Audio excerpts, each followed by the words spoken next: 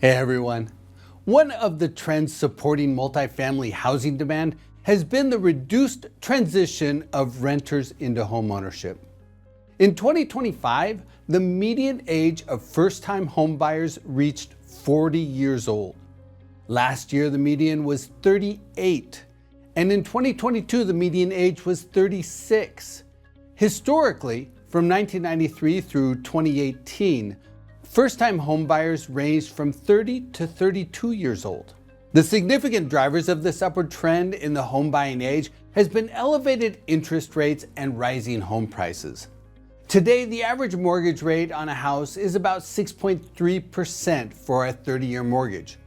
From 2011 through 2020, the average 30-year mortgage rate ranged between about 3.5% and 5%. And in 2020, rates fell below 3.5%, ultimately reaching a low of 2.7% in early 2021. Those low interest rates sparked a surge in home buying activity that was dominated by millennials in their 30s who were in their prime family formation years. Home sales surpassed an annualized rate of 5.8 million houses in late 2020, the highest level since 2006. And that home buying surge pushed single-family home prices up aggressively. In January 2020, the median home price was about $283,000. 2 years later, in May 2022, the median home price broke $400,000.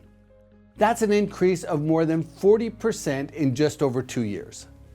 As the Federal Reserve began to raise the overnight rate in 2022 and mortgage rates climbed with it, home sales activity tapered and home price appreciation leveled off. Today, the median price of a single-family residence is about $421,000, about 5% higher than it was 3 years ago. The combination of high home prices and elevated mortgage rates has formed a barrier to home ownership. Based on Freddie Mac income-to-loan ratios, only about 28% of U.S. households can qualify for the mortgage on a median-priced home. And many of those that do qualify for the nearly $3,100 mortgage payment on a median-priced home balk at paying nearly $1,200 more per month than the average apartment rent. And that affordability gap, in conjunction with more stringent mortgage underwriting standards, has boosted the retention rate of multifamily renters. Current apartment renewal rates stand at 55%, well above the long-term average. And that's contributing to the sturdy demand for apartment housing that drove net absorption in 2024 and the first half of 2025 to record levels.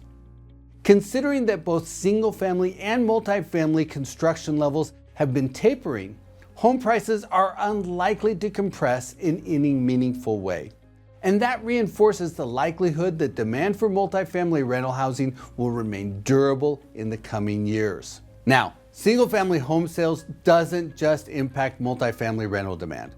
It bleeds over into retail real estate as well. About 7% of total retail sales is comprised of home-related products. That includes products sold at stores like Home Depot and Lowe's, as well as lighting stores and furniture stores, and even general merchandise stores like Target and Walmart, where many people purchase small appliances and other home-related products. When you look at home-related product sales on an inflation-adjusted basis, they peaked in early 2021, about the same time that home sales peaked, and since then, they've fallen by about 20%. The historical correlation between home sales and home-related retail sales suggests that sales of these types of stores will likely remain range-bound until mortgage rates fall. Nonetheless, vacancy rates at lifestyle and power centers are still just 4.7% as of the third quarter. That's in alignment with the current vacancy rate of grocery-anchored and unanchored retail centers, as well as single-tenant retail properties. So, the elevated cost of houses and the barriers to homeownership will likely be persistent.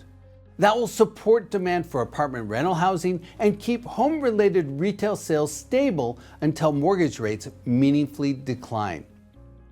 A couple of key considerations for investors who keep their eyes on the horizon.